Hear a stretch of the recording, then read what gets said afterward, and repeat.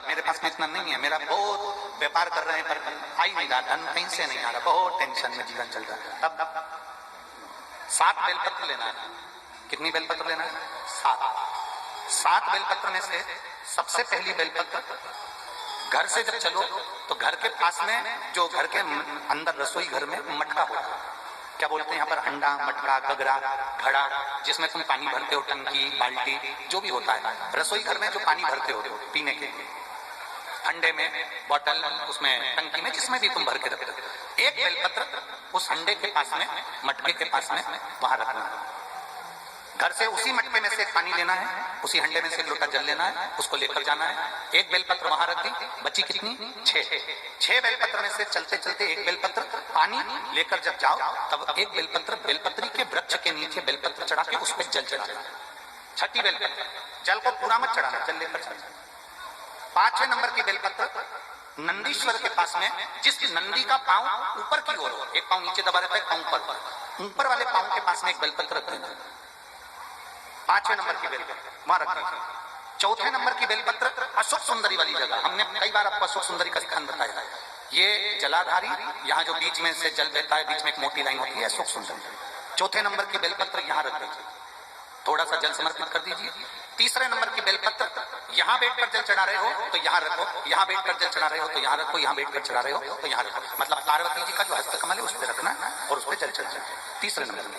2रे number की बेलपत्र शंकर भगवान का जो शिवलिंग है उसके ऊपर बेलपत्र को रखना है। बेलपत्र की जो डंडी है, आप बैठे हो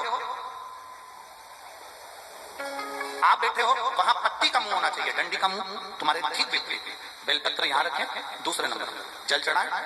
एक बेलपत्र जो 7वें नंबर की है, उस बेलपत्र को जो जलाधारी है, जल चढ़ाने वाली, उस जलाधारी का स्पर्श कराएं और उस बेलपत्र को वापस लेकर उसमें से थोड़ा सा जल उस जलाधारी में डाल दें। उस बेलपत्र को, जो 7वें नंबर की बेलपत्र है, उसका स्पर्श केवल जलाधारी को कर बाबा से विनती कर उस बेलपत्र को किसी भी दिन आप अपने घर में लाकर रख लो और कुबेरेश्वर धाम आप आना चाहते हो, बाबा से विनती कर आना, बाबा ऐसा धन देना कि मैं वहां जाकर लोगों को पानी पिला सकूं, बिस्कुट खिला सकूं, ऐसी कृपा करना।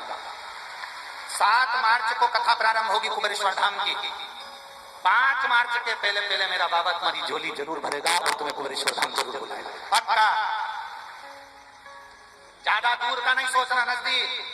7 बेलपत्र का उपाय, 7 बेलपत्र का उपाय शिव जी का एक आनंद फल प्रदान। पहली परिंदे के पास, 2री बेलपत्र के वृक्ष के नीचे, 3री नंदी के यहाँ, 4थी अशोक सुंदरी के यहाँ, 5वीं पार्वती जी के यहाँ, 6ठी भगवान शंकर के ऊपर, 7वीं जलाधारी का स्पर्श कराकर वापस। जल कितनी जगह चढ़ेगा?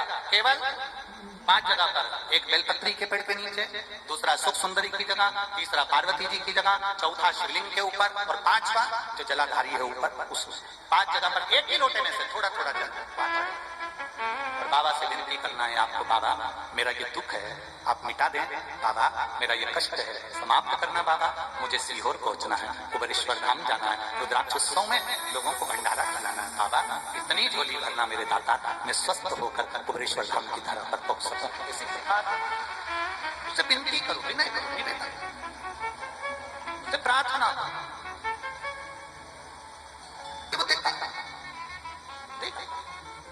खाली नहीं छोड़े। शिव कथा